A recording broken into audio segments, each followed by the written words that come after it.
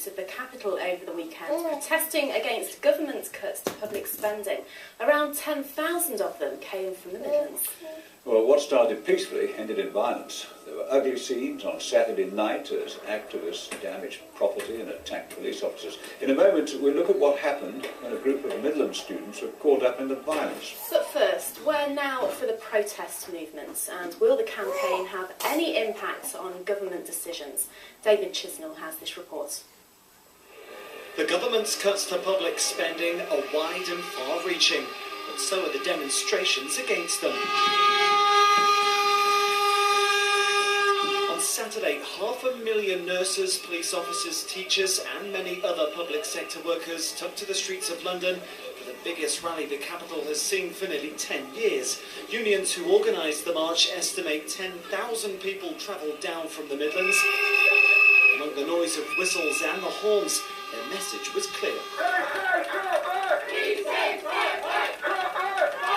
We want the government to stop these horrendous cutbacks. That's going to affect public services, the unnecessary and the unfair. We're fighting back and we'll keep fighting back. But with the government insisting it needs to make big cuts to reduce our national debt, which stands at £875 billion, will the protests make any difference?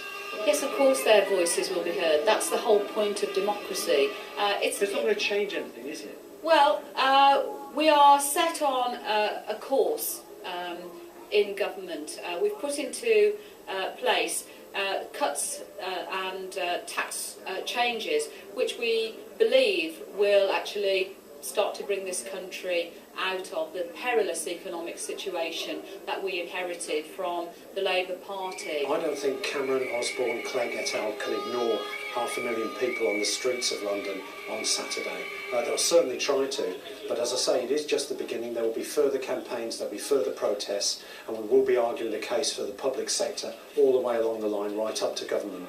In the future, more smaller scale demonstrations could be coming to streets in cities and towns across our region as unions look to step up their anti-cuts campaign. David Chisnell for Central Tonight. Well, that message, though, has been overshadowed by